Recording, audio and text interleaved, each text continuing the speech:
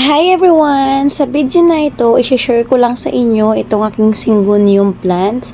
Alam nyo ba guys na first time ako nakakita ng ganito. Akala ko sa snake plant lang meron nito. Pero sa Syngonium, tingnan nyo guys, yun.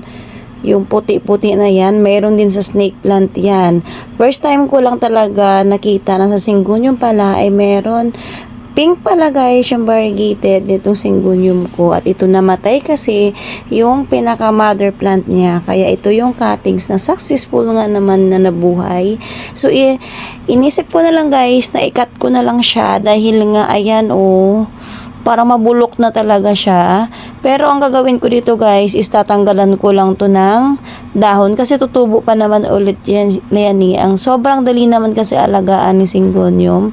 Hindi siya tulad ng ibang plants na mabilis siya mag-dry. Ito naman ay mahilig sa water, yan. Kaya kahit anong dilig mo, hindi siya na-over watering. And then, chinek ko na rin guys yung soil niya kung may langgam, pero wala nga naman.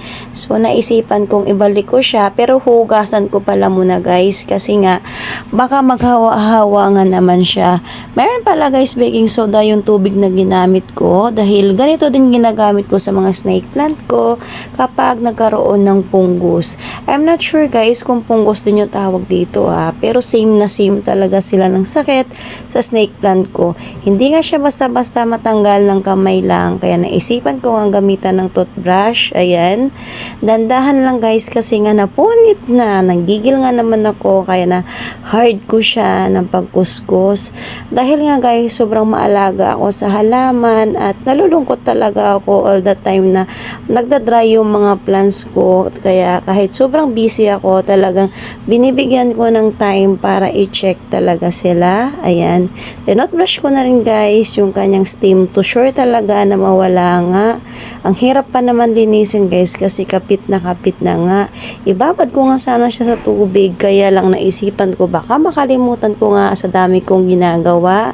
Kaya ganito lang guys gawin nyo kapag mayroong mga puti-puti yung mga plants nyo. Ayan, inisprehan ko pa rin guys ng tubig na may baking soda ulit yan. Yung iba kasi nagda-direct sila ng lagay sa baking soda, ako hindi, kasi nung time na ginawa ko yun, nag-brown yung leaves ng aking plants, kaya hindi ko na nga siya inulit. Nilagyan ko na siya ng tubig o hinaluan ko na nga bago ko lagay. Ayan, so ang gagawin naman natin guys is itatanim natin yan. Tinabi ko lang siya sa mother plant para in case man na magkaroon ulit ng stem, mas malago na sila tingnan. Ayan, kinamay ko na nga lang guys kasi ako lang naman yung gumagawa ng potting mix ko. Nilagyan at sprayhan ko na rin ulit ng tubig na may baking soda. Ayan, thank you for watching. Bye!